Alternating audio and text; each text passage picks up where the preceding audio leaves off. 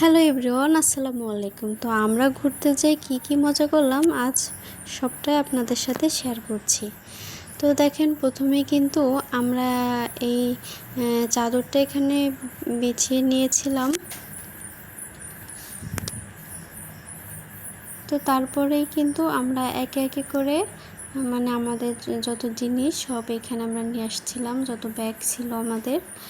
তো আপনারা কিন্তু পুরো ভিডিওটা লাস্ট পর্যন্ত দেখবেন, আশা করি অনেক ভালো লাগবে। আর আমরা আজকে বাসার থেকে কি রান্না করে এনেছিলাম সেটাও আপনারা দেখতে পারবেন এই ভিডিওতে। তো দেখেন, এখানে কিন্তু জিলফা প্রথমেই সব খাবারগুলো নামাচ্ছিল। এখানে কিন্তু বাবুদের জন্য আলাদা আমরা খাবার এনেছিলাম আর আমাদের জন্য এনেছিলাম। তো সবগুলাই জিলফা একবারে বের করলো। এখানে মুনতাহা বাবু আবার সে মানে করতে পারবে না, তার এখনই দেওয়া লাগবে। আসলে ছোট মানুষ তো এই জন্য আর কি সে একাই দেখেন কত সুন্দর করে এটাকে খোলার চেষ্টা করছে, কিন্তু খুলে দেওয়ার পরে কিন্তু সে আসলে কিছুই খাইতে পারবে না। আসলে সব বাচ্চারাই এমন করে। তার ইচ্ছা হয়েছে সে প্রথমে এখান থেকে একটু খাবে, তো তাকে তার ইচ্ছাটা পূরণ করে দেওয়া হলো।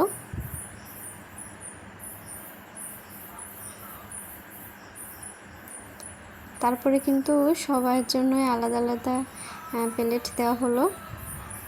আর সামনে কিন্তু অনেক মানে মজার একটা জিনিস আছে, আপনারা যদি পুরো ভিডিওটা দেখেন তাহলে বুঝতে পারবেন। মানে আমার বলতে গিয়েই হাসি পাচ্ছে। দেখেন, এইখানে তো মুনতাহা বাবু কত সুন্দর করে খাচ্ছে, কিছুক্ষণ পরে আপনারা দেখতে পারবেন। খুবই মজার একটা জিনিস। মাশাআল্লাহ বলতে কেউ ভুলবেন না, মাশাআল্লাহ লিখতে কেউ ভুলবেন না। একে একে কিন্তু সবাইকেই জিলফা এই খিচুড়িটা দিল।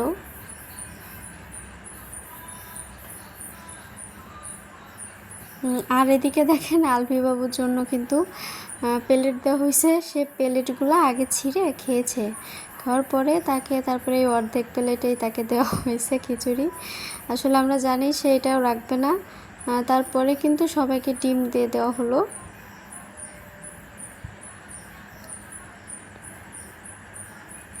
আলফি বাবু যেহেতু ঝাল খেতে পারে না, সেই জন্য আর কি এই ডিমটা বাদে ওকে দেওয়া হলো।